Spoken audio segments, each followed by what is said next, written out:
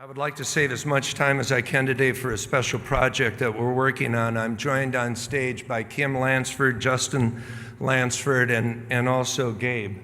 And I thought it was very nice of you all to name him after our president, Gabriel Imperato, who will be up on the stage in a moment. We have a silent auction for a nonprofit organization, America's Fund, that supports wounded soldiers. You can bid on items that are located in the hallway.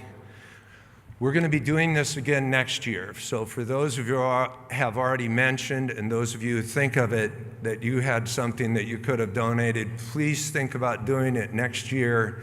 As you know, we like to do things in a big way, and we're going to do this for the next few years, and these sorts of things tend to build on each other. So we're looking forward to doing more.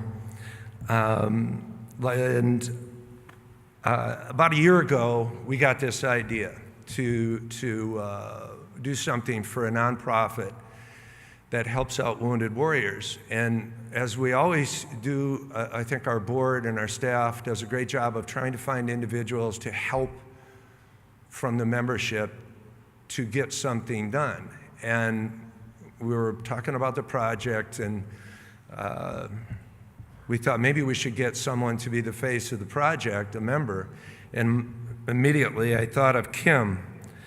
And she is a compliance officer at Shriners. She's been in compliance for about 17 years. She's been a member for 12 years.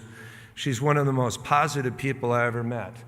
I won't do the smile thing on you, but I was going to offer her $1,000 not to smile, and I would not have to pay her because she can't do it. At one conference a while back, I asked her how things were going, and she shared the fact that Justin had been seriously wounded in Afghanistan, and there were many touch-and-go moments, a lot of surgeries, broken bones, 2 years recovering at Walter Reed. It was a very difficult time for her family. At subsequent updates, it became clear that Justin was a very special individual, so when we decided to have this silent auction, I called Kim. She agreed to do it. I said, you know, would Justin be interested in being involved? And she explained that this is what Justin's been doing, is trying to help others after his incident. And he's a very special individual.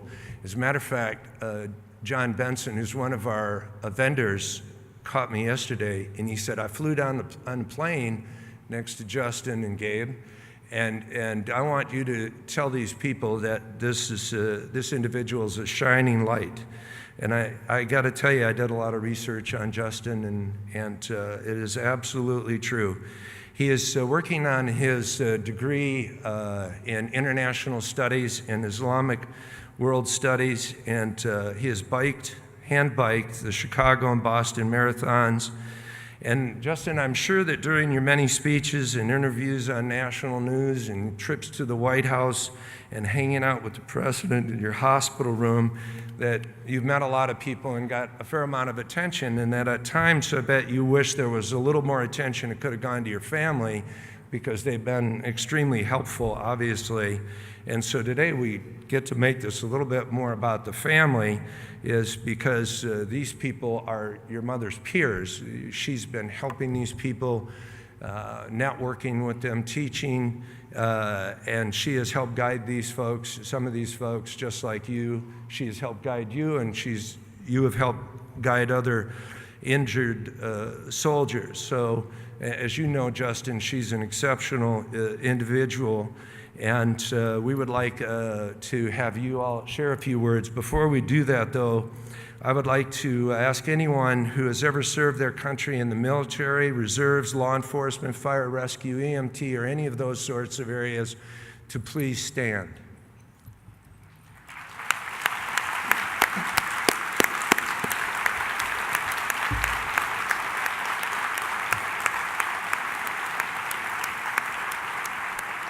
Thank you very much. Kim? Thank you, Roy. Well, it is a pleasure to be here, and you can only imagine how excited I was when Roy asked if I wanted to help participate in orchestrating this wonderful fundraiser that we are having for America's Fund. And I thought I would just give you a little bit about some of my journey and how America's Fund has helped me, and then I'm going to turn it over to my son Justin to give you a little bit of an overview of what he has experienced over the past 3 years. So first off, about 3 years ago, almost to the day, I was packing to go to the HCCA conference when all of a sudden my husband received a phone call from the rear detachment at Fort Bragg. And I hope I don't get emotional. I'm going to try to hold it together here because it is almost 3 years to the day. Well, the rear D called and said, you know, your son has been severely injured in Afghanistan, and we need to send you to Landstuhl, Germany, to be at his side. So instead of going to the HCCA conference, I threw together all sorts of stuff in a short notice and headed to the Philadelphia airport to go to Germany.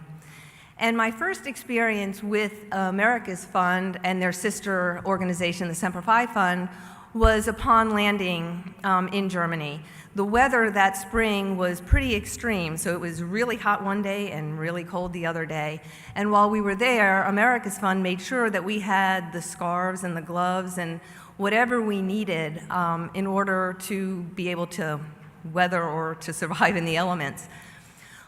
Well, then upon our arrival back at Walter Reed, I actually got to meet our patient representative from America's Fund, and her name was Karen. And Karen came and visited us several days a week for the 4 months that Justin was an inpatient at Walter Reed. And the first time I met Karen, she said to me, she said, Kim, your job is to be at Justin's side and to make sure that he gets better. We want him to survive. Let us worry about what's happening back at your home in Pennsylvania. So the America's Fund has been wonderful. They arranged for landscaping services. They arranged expenses. They paid my mother's travel expenses to come up to Pennsylvania from Florida so that she could maintain my house as well as my dogs. I mean, and it's just been never ending. So not only did they support the families during a time of crisis, but then they also help our wounded warriors throughout their transition. And with that, I want to turn it over to Justin so that he can provide you with a little bit of his story, as well as the wonderful work that the America's Fund has provided, or the wonderful things they provided to aid in his recovery and his transition back. But before I do, and sometimes this is difficult, I mean, I watched what Justin went through. I mean, his injuries were significant. Perhaps his most, and he'll tell you a little bit more, his most visible, and it's not even visible now, is the fact that he is a left above-the-knee amputee. But I watched him struggle, and to have the perseverance to be able to endure what he endured and to end up the way he has 3 years later, he is truly my hero, and that's really all I can say. So with that, I'm going to turn it over to Justin.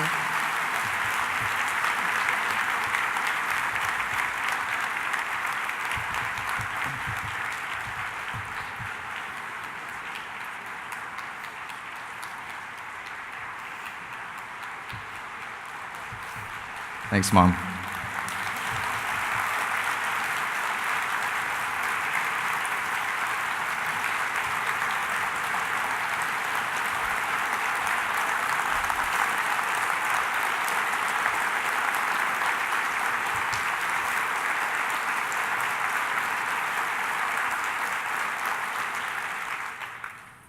That's a lot of people. Thank you, Mom, and thanks, Roy, and I want to thank everybody here for having me and giving me an opportunity to represent the America's Fund and supporting the America's Fund, especially upstairs in the silent auction. I guess I will talk a little bit about how I was injured first, and then I'll talk about how America's Fund has helped me and my family throughout my recovery. I was injured in eastern Afghanistan, April 23rd of 2012. I was machine gunning on top of an armored vehicle that was struck by a 120-pound bomb right under the rear axle. The vehicle flipped and I was trapped underneath and crushed underneath. And I had pretty extensive injuries, including the amputation of my left leg, some crush injuries to my right, broken back, collapsed lungs, broken ribs, burns. I don't know. It's just a lot. I was airlifted out of Afghanistan and went to Germany, and I spent 8 to 10 days there. I don't know, I was in and out of a coma. My mom remembers all that stuff way more than I do. Airlifted to Germany, spent some time there until I was stable enough to fly to the United States. When I got to the United States, I spent 4 months in inpatient overcoming some pretty nasty infections, some of which came as close to costing me my life as the IED in combat. After 4 months, I was released from inpatient, went to outpatient, started physical therapy, and did another almost 2 years of physical therapy at Walter Reed. And toward the end of that, I started going to school, and like Roy said, I'm working on my degree now and trying to move forward in a positive way. Not so physical anymore, but I'm working on the intellectual side of things. So by the end of this, I'll be a pretty well-rounded guy. My first experience with the Semper-Fi Fund was in Germany as well. Gunnery Sergeant Heilig met with me right before I got on the plane to the United States, and I was pretty scared at this point. My lungs weren't so great, and I was about to get on an 8-hour-long flight to the United States and not knowing whether or not I was going to make it to the other side. So I was pretty nervous, and he came to me. He was still active duty, but he was acting on behalf of the Semper-Fi Fund, America's Fund. They're one and the same. And came to me just to do anything to get a smile on my face. And he's talked to me about a bunch of different things, just trying to be goofy and calm me down before I got on the airplane. And that meant a lot to me, and that stuck with me. And me and him have been friends ever since. I got home. They took care of my family the entire time I was inpatient, made sure that they could be with me, and that was the most important thing to me throughout my entire recovery, was having my parents there. I wouldn't actually let them leave my side for the first 4 months while I was inpatient. I had to have one of them with me at all times, and Semper-Fi Fund, America's Fund, made it so that I could do that. After that, they've helped me and my peers in our recoveries however we need it. They will provide vehicle grants for adaptive equipment on vehicles so that these guys can come home and drive normal cars, and be more independent. They provide adaptive athletic equipment like hand cycles or sit skis so that these guys can be active. They've helped me. They've actually sponsored me through a series of athletic events, including the Army 10-miler. They have provided education grants. They've covered a lot of my excess fees of books and whatnot while I've been back in school. And that's all meant a whole ton to me. That's gotten me back on my feet and got me working in a positive direction. And that's why I really love the America's Fund. They also, one of the things you probably won't hear about, but that means a whole lot. They sent a group of us and coordinated it so that we could fly back to Germany and thank the doctors and nurses there for what they've done for us. And that was like the most amazing trip of my life.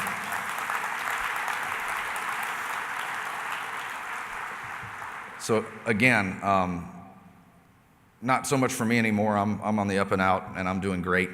But to help the guys behind me, I always encourage people to support the Semper-Fi Fund and America's Fund. Like I said, they're both the same nonprofit.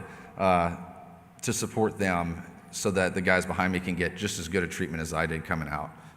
I didn't introduce Gabe. This is my service dog, Gabe, and he's been the star of the show. And but thank everybody for having me and my mom have the opportunity to speak here.